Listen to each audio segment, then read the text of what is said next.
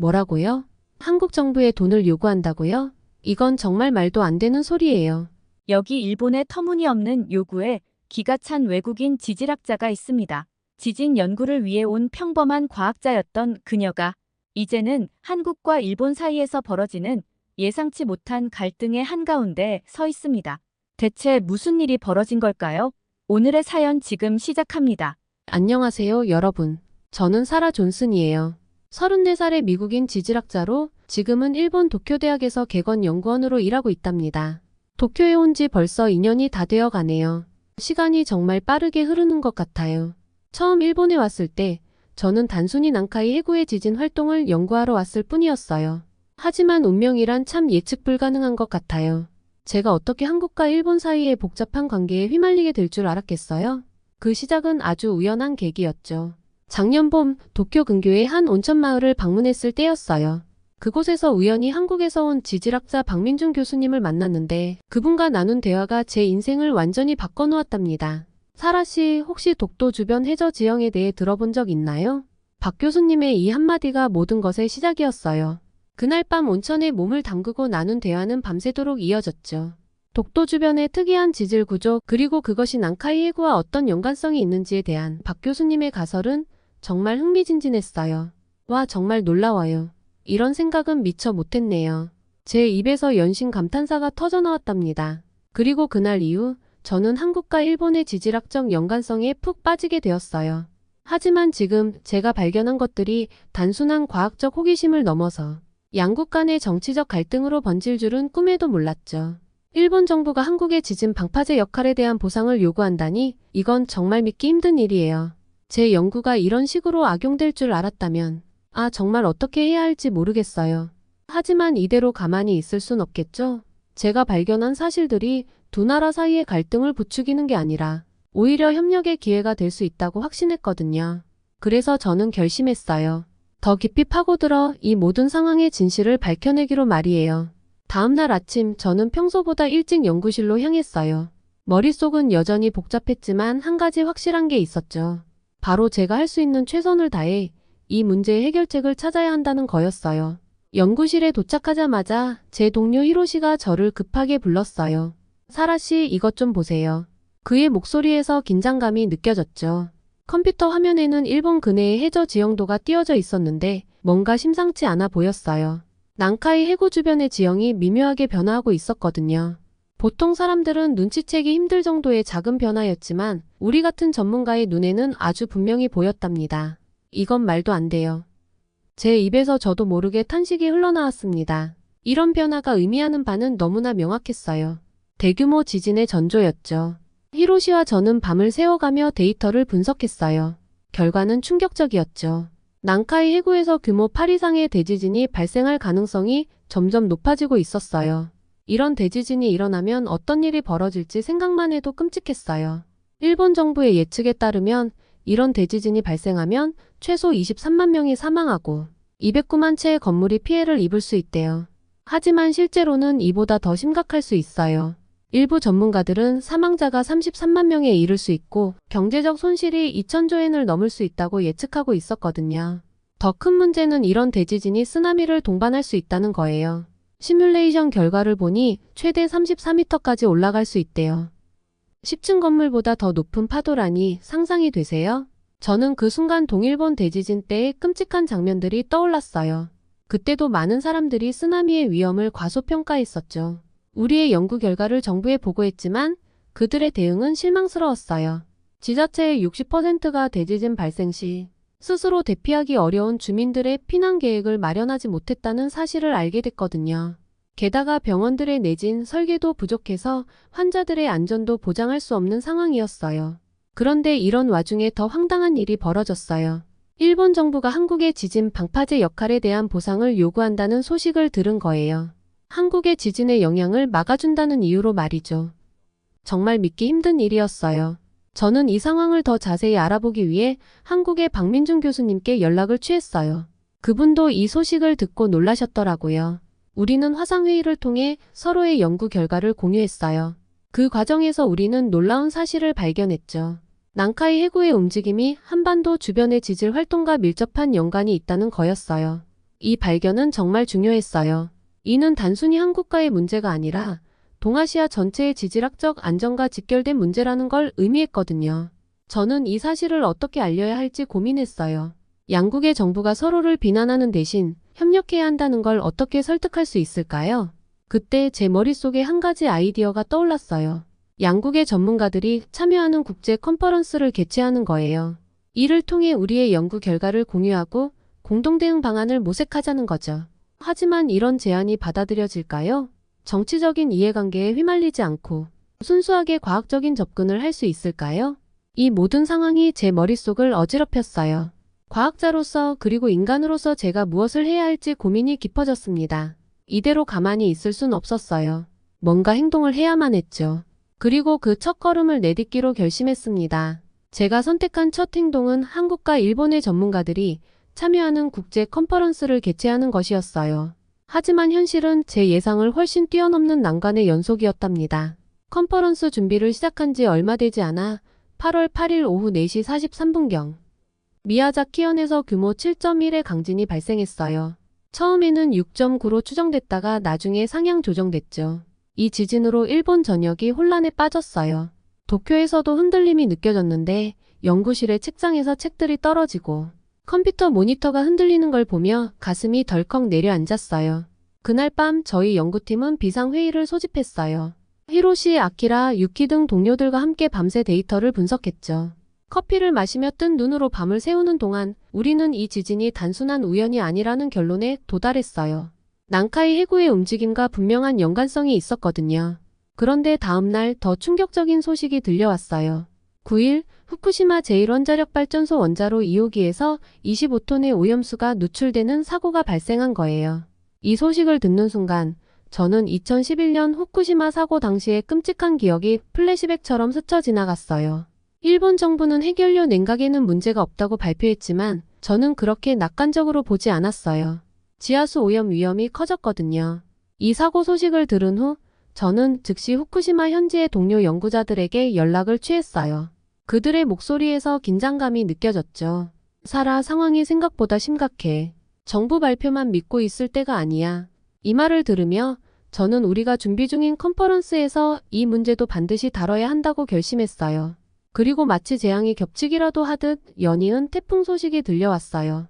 제5 태풍 마리아가 일본을 강타했고 그 뒤를 이어 제6호 손띤, 제7호 안필까지 연달아 일본을 향해 북상하고 있었죠. 태풍 마리아가 도쿄를 강타했을 때 저는 연구실 창문을 통해 바깥 풍경을 지켜봤어요. 빗줄기가 마치 채찍처럼 내리치고 나무들이 강풍에 몸부림치는 모습이 보였죠. 도쿄 타워의 불빛이 흐릿하게 보일 정도로 비가 세차게 내렸어요. 그 순간 저는 자연의 힘 앞에서 인간이 얼마나 작은 존재인지 다시 한번 깨달았답니다. 이런 위기 상황 속에서 컨퍼런스를 준비하는 것은 정말 힘들었어요. 매일 밤 잠들기 전 과연 이 컨퍼런스가 의미가 있을까? 라는 의문이 들기도 했죠. 하지만 이럴 때일수록 국제 협력이 더욱 필요하다고 생각했어요. 우리가 힘을 모아야만 이 위기를 극복할 수 있을 거라고 믿었거든요. 컨퍼런스 준비 과정에서 가장 힘들었던 건 일본 정부의 비협조적인 태도였어요. 그들은 우리의 연구 결과가 불필요한 공포를 조성한다며 컨퍼런스 개최를 반대했죠. 심지어 일부 관리들은 저를 외국인 문제아로 낙인 찍으려 했어요. 한 번은 정부 관계자와의 미팅에서 이런 일이 있었어요. 그 관리는 제 눈을 똑바로 쳐다보며 말했죠. 존슨 박사, 당신은 우리나라의 관습을 이해하지 못하는 것 같군요. 이런 민감한 문제는 조용히 처리해야 합니다. 그 말을 듣는 순간 제 안에서 뜨거운 분노가 끓어올랐어요. 관습이요? 수많은 생명이 위험에 처한 상황에서 관습을 핑계로 진실을 감추려 하시는 겁니까? 제 목소리가 떨리고 있다는 걸 느꼈지만 물러설 수는 없었어요. 이런 어려움 속에서도 우리 팀은 포기하지 않고 컨퍼런스 준비를 계속했어요. 한국의 박민준 교수님과 매일 밤 화상회의를 하며 프로그램을 구성했고 전 세계의 저명한 지질학자들에게 참가를 요청했죠. 그런데 컨퍼런스 개최 일주일 전 또 다시 충격적인 소식이 들려왔어요. 규모 6.0의 지진이 노토반도 인근 시카 원전과 불과 45km 떨어진 곳에서 발생한 거예요. 이 소식을 듣는 순간 저는 온몸에 전율이 흘렀어요. 우리의 예측이 현실이 되어가고 있다는 생각에 두려움과 책임감이 동시에 밀려왔죠. 이 사건 이후 컨퍼런스에 대한 관심이 폭발적으로 늘어났어요. 언론에서는 연일 저희 연구팀의 예측과 앞으로의 전망에 대해 보도했고 시민들 사이에서는 불안감이 급속도로 퍼져나갔죠. 컨퍼런스 전날 밤 저는 도쿄만을 내려다보는 호텔 방에서 창밖을 바라보며 생각에 잠겼어요. 멀리 보이는 불빛들이 마치 희망의 등불처럼 보였죠. 내일이면 모든 것이 시작돼 우리가 이 위기를 극복할 수 있을까? 가슴속에서 두려움과 기대가 교차했지만 한 가지 확신이 있었어요. 바로 우리가 반드시 이 위기를 함께 헤쳐나가야 한다는 것이었죠. 컨퍼런스 당일 아침, 저는 긴장된 마음으로 회의장으로 향했어요. 어젯밤의 결의와 희망이 아직 가슴속에 남아 있었죠. 하지만 현실은 제 기대와는 너무나 달랐어요. 회의가 시작되자마자 일본 측 대표가 예상치 못한 발언을 했어요. 우리는 한국 정부의 지진 방파제 역할에 대한 보상을 요구할 것입니다. 일본이 한국의 지진 피해를 줄여주고 있으니 말이죠. 순간 회의장이 얼어붙었어요. 저는 믿을 수 없다는 듯이 그를 쳐다봤죠. 무슨 말씀이세요? 이건 과학적 근거가 전혀 없는 주장입니다. 하지만 일본 측은 계속해서 주장을 이어갔어요. 그들의 설명에 따르면 일본이 지질학적으로 한반도를 보호하는 방파제 역할을 한다는 거예요. 한국 대표단이 강하게 반발했어요. 이는 완전히 터무니없는 주장입니다. 지진은 지각판의 움직임으로 인해 발생하는 자연현상이에요. 한 국가가 다른 국가의 지진을 막아준다는 것은 과학적으로 말이 되지 않습니다. 저는 한국 측의 주장에 동의하며 말을 보탰어요. 맞습니다. 한국과 일본은 동아시아의 같은 판구조 위에 위치해 있지만 한국은 상대적으로 지진 발생 빈도가 낮은 안정된 지각판 위에 자리 잡고 있어요. 반면 일본은 불의 골이라고 불리는 태평양 지진대에 속해 있죠. 이는 지리적 위치와 구조적 특성 때문입니다. 일본이 한국의 지진 방파제 역할을 한다는 주장은 이러한 과학적 사실을 완전히 무시한 것입니다. 그러나 일본 측은 전혀 귀 기울이지 않았어요. 오히려 더 터무니없는 주장을 펼쳤죠. 그렇다면 한국이 중국발 미세먼지를 막아주는 것에 대해서는 어떻게 설명하시겠습니까? 그렇게 따지면 오히려 한국이 일본에 보상을 요구해야 할 것 같네요. 한국이 매년 엄청난 양의 황사와 미세먼지를 흡수하면서 일본이 상대적으로 더 깨끗한 공기를 마실 수 있도록 기여하고 있으니까요. 하지만 이런 주장은 과장된 풍자일 뿐이에요. 국가 간의 지리적 위치로 인한 환경적 상호작용을 근거로 보상을 요구하는 것은 비논리적입니다. 회의는 계속해서 악화일로를 걸었어요. 일본 측은 전혀 타협의 여지를 보이지 않았고 오히려 더 강경한 태도로 나왔죠. 그들은 심지어 이 문제를 국제사회에 제기하겠다고 위협까지 했어요. 저는 계속해서 설득을 시도했어요. 여러분, 보상금은 일반적으로 국가 간의 전쟁, 침략, 불법적 행위로 인해 발생한 피해를 보상하기 위해 요구됩니다. 자연재해로 인해 한 국가가 다른 국가에 피해를 입었다고 하더라도 그것이 지리적 위치나 자연현상에 기인한 것이라면 이는 국제법상 보상금 요구의 대상이 될 수 없어요. 한국 대표단도 이에 동의하며 말을 이었죠. 만약 이런 논리가 성립된다면 우리는 중국의 황사 및 미세먼지 차단 보상금을 요구해야 할 것이고 미국은 멕시코의 토네이도 발생에 대한 보상금을 요구해야 할 거예요. 이건 말이 안 됩니다. 하지만 일본 측은 여전히 고집을 꺾지 않았어요. 그들은 오히려 이 문제를 더 확대하려 했죠.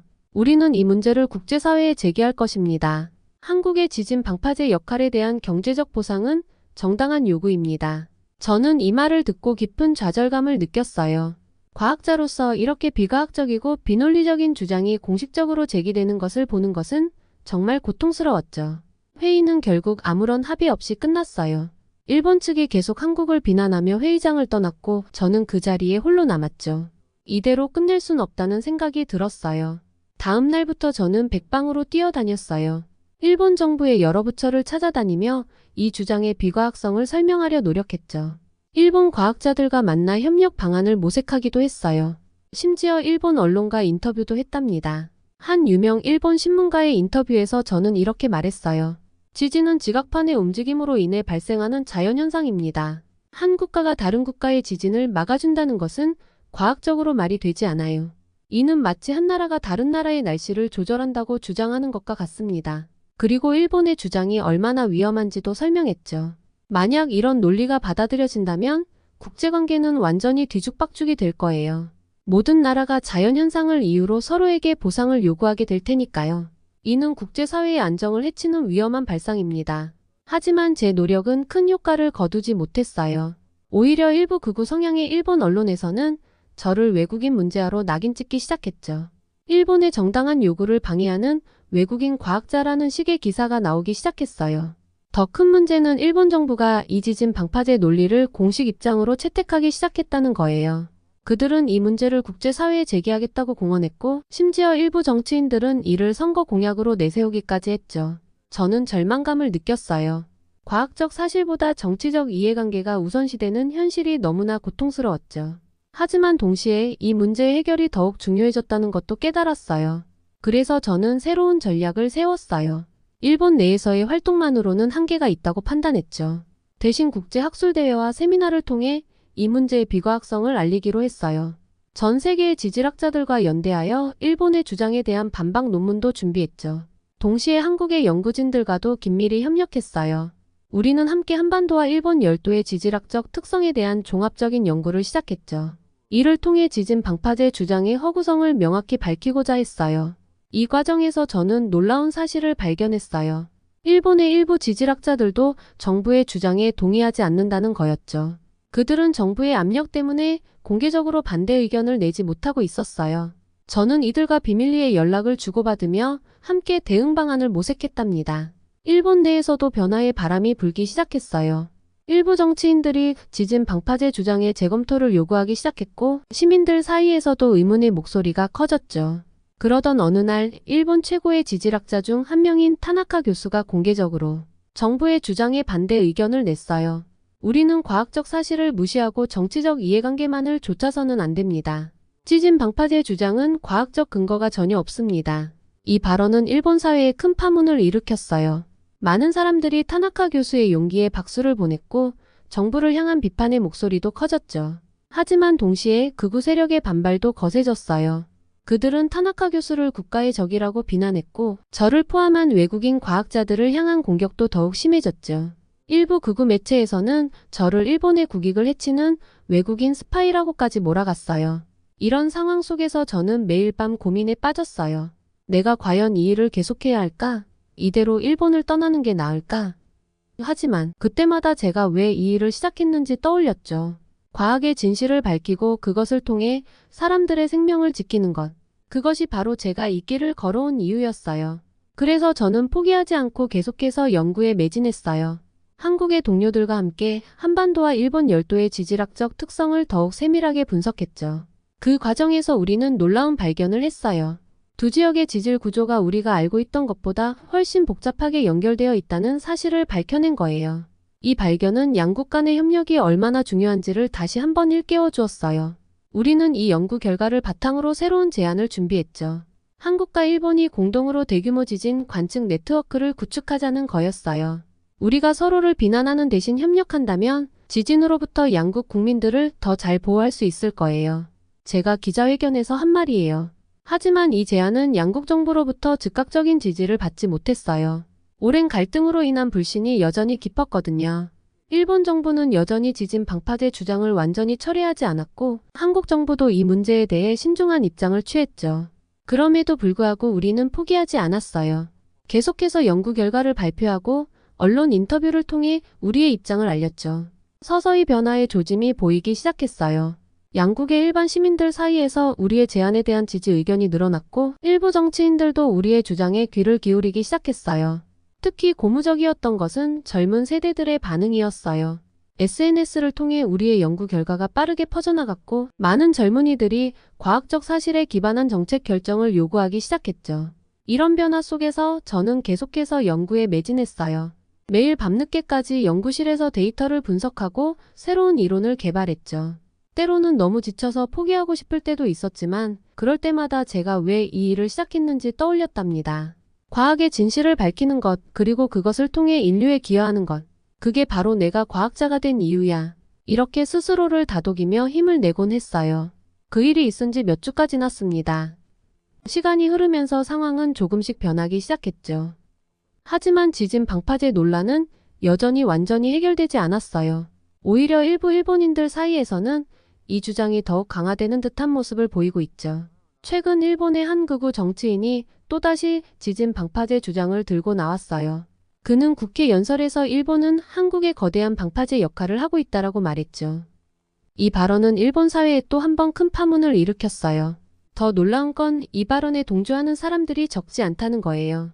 일부 언론에서는 이 주장을 뒷받침하는 듯한 기사들을 내보내기 시작했고, 소셜미디어에서는 이를 지지하는 목소리가 높아졌어요. 심지어 일부 지방 정부에서는 지진 방파제 보상금 요구를 공식 의제로 채택하겠다고 나서기도 했죠. 이런 상황을 보면서 저는 깊은 좌절감을 느꼈어요. 우리가 그동안 열심히 연구하고 설명했던 과학적 사실들이 무시되는 것 같아 너무나 안타까웠죠. 때로는 이 모든 노력이 헛된 것은 아니었을까 하는 의문이 들기도 했어요. 하지만 그럴 때마다 저를 다시 일으켜 세운 건 한국의 모습이었어요. 놀랍게도 이런 터무니없는 주장에도 불구하고 한국은 여전히 협력의 손길을 내밀고 있었거든요. 얼마 전 한국 정부는 공식 성명을 통해 과학적 사실에 기반한 협력만이 양국의 안전을 보장할 수 있다고 밝혔어요. 더 나아가 한국 지질학계에서는 일본과의 공동 연구를 제안했죠. 지진 예측과 대비를 위한 대규모 프로젝트였어요. 이런 한국의 모습을 보면서 저는 깊은 감동을 받았어요. 이토록 비과학적이고 비논리적인 주장을 펼치는 일본에 대해서도 한국은 여전히 이성적이고 협력적인 태도를 유지하고 있었으니까요. 한국은 정말 대단해요. 제 일본인 동료 야마다 교수가 말했어요. 우리가 이런 터무니없는 주장을 하는데도 여전히 협력하려고 하다니. 우리가 배워야 할 점이 많아요. 저도 전적으로 동의했어요. 한국의 이런 모습은 과학자로서 그리고 인간으로서 제게 큰 영감을 주었답니다. 어떤 상황에서도 이성과 협력의 정신을 잃지 않는 것, 그것이야말로 진정한 강대국의 모습이 아닐까요? 하지만 동시에 일본의 현실을 보면 마음이 무거워졌어요. 제가 아무리 노력해도 바꾸기 힘든 벽이 있다는 걸 느꼈거든요. 과학적 사실보다는 정치적 이해관계가 우선시되는 현실, 그리고 그것을 쉽게 받아들이는 사회 분위기. 이런 것들을 보면서 저는 점점 더 일본에서의 미래에 대해 회의적이 되어갔어요. 결국 저는 큰 결심을 하게 되었어요. 일본에서의 연구를 정리하고 고국으로 돌아가기로 한 거죠. 이곳에서의 경험을 바탕으로 새로운 시작을 하고 싶었어요. 물론 이 결정이 쉽지는 않았어요. 2년 동안 쌓아온 모든 것을 뒤로하고 떠나야 한다는 게 너무나 아쉬웠거든요. 하지만 떠나기 전에 꼭 하고 싶은 일이 있었어요. 바로 한국을 방문하는 거였죠. 그동안 연구를 통해 간접적으로만 알아왔던 한국의 지질을 직접 보고 싶었어요. 그리고 한국의 과학자들을 만나 그들의 연구 방식과 정신을 배우고 싶었고요. 한국 방문을 앞두고 있던 어느 날 연구실에서 짐을 정리하고 있을 때였어요. 제 일본인 동료 스즈키 씨가 커피를 들고 와 농담처럼 말을 건넸죠. 사라 씨, 한국에 가면 꼭 독도도 가봐야 할 거예요. 거기가 바로 지진 방파제의 핵심 아닌가요? 그 말을 듣는 순간 저는 잠시 할 말을 잃었어요. 하지만 곧 스즈키 씨의 장난기 어린 눈빛을 보고 피식 웃음이 나왔죠. 우리는 서로를 바라보다가 동시에 크게 웃음을 터뜨렸어요. 그때 문득 깨달았어요. 우리가 이렇게 웃을 수 있다는 것, 그리고 이 터무니없는 주장을 농담거리로 받아들일 수 있게 되었다는 것. 그동안 우리가 얼마나 많은 것을 겪고 또 배웠는지를 보여주는 것 같았어요. 처음 이 지진 방파제 이론을 들었을 때의 당혹감과 분노, 그리고 그 후의 긴 논쟁과 설득의 과정들. 그 모든 것을 지나 이제는 이렇게 웃으며 이야기할 수 있게 되었다는 사실이 새삼 감격스러웠죠. 그 순간 제가 한국으로 떠나기로 한 결정이 정말 옳았다는 확신이 들었어요. 새로운 시작을 향한 기대와 설렘이 더욱 커졌답니다. 한국 방문을 준비하면서 많은 생각을 하고 있어요. 일본에서의 경험 그리고 앞으로의 계획에 대해서요. 분명 쉽지 않은 시간들이었지만 이 경험이 저를 더 강하고 현명한 과학자로 만들어주고 있다고 믿어요. 그리고 무엇보다 한국이라는 나라에 대해 깊은 존경심을 갖게 되고 있죠. 과학을 존중하고 어려운 상황에서도 협력의 자세를 잃지 않는 한국의 모습은 제게 큰 깨달음을 주고 있어요. 한국으로의 여행 그리고 그 이후의 새로운 삶이 너무 기대돼요. 일본에서의 경험과는 완전히 다른 활기 넘치고 역동적인 한국의 모습을 직접 경험하게 될 생각에 가슴이 뛰고 있어요. 이 여정이 어떤 결과를 가져올지는 아직 알 수 없지만 한 가지 확실한 건 이 경험이 저를 더 나은 과학자이자 인간으로 만들어줄 거라는 거예요. 지질학자로서 그리고 한 사람의 인간으로서 더 넓은 시야를 갖게 될 것 같아요. 한국과 일본 두 나라의 과학 문화를 비교하며 저 또한 성장하고 있다는 걸 느끼고 있어요. 한국의 진취적이고 협력적인 연구 문화는 제게 큰 영감을 줄 것 같고 이는 제 연구 방식에도 많은 변화를 가져올 거예요. 앞으로 한국에서 더 다양한 연구를 진행하고 새로운 발견들을 하게 될 것 같아요. 이 모든 과정을 여러분과 나누고 싶습니다. 이제야 드는 생각인데 저는 왜 그동안 한국에서 일해볼 생각을 하지 않았을까요? 과학기술의 발전, 문화의 다양성, 그리고 사람들의 열정. 이 모든 것을 진작에 경험했어야 했는데 말이에요. 한국에서 어떤 경험을 하게 될지 생각하니 가슴이 설레요. 새로운 연구 환경, 만나게 될 동료들, 그리고 한국의 문화까지. 모든 것이 새로운 영감의 원천이 될 것 같아요. 이 도전이 제 인생의 터닝포인트가 될 거라는 예감이 들어요. 아직 모든 게 불확실하지만 그래서 더 가슴이 뛰는 것 같아요. 미지의 세계로 뛰어드는 과학자의 마음으로 한국행을 준비하고 있답니다. 다음에 소식을 전할 때면 아마도 한국의 지질학 연구소에서 보낸 첫날의 흥분된 마음과 예상치 못했던 발견들로 가득한 이야기를 들려드릴 수 있지 않을까요? 기회가 된다면 꼭 한국에서의 새로운 모험담을 전해드리고 싶어요. 지금까지 제 이야기에 들어주셔서 정말 감사합니다. 오늘의 사연 어떠셨나요? 오늘 이야기가 좋으셨다면 구독과 좋아요 눌러주시고 주변의 많은 분들에게 공유해주세요. 사연자분에게 응원과 격려의 말씀들을 댓글로 남겨주세요. 감동 뭉클에서는 여러분의 마음들을 모아 사연자분들에게 전달해 드리고 있습니다. 감동적이거나 재미있는 실제 사연들을 제보받고 있으니 소개해주고 싶은 사연이 있으시면 위 메일로 제보해 주시기 바랍니다. 오늘도 여러분의 하루의 작은 즐거움이라도 되었기를 바라며 지금까지 감동 뭉클이었습니다. 구독과 좋아요는 영상 제작에 큰 힘이 됩니다. 끝까지 시청해 주셔서 감사합니다. 다음에 더 좋은 영상으로 찾아뵙겠습니다.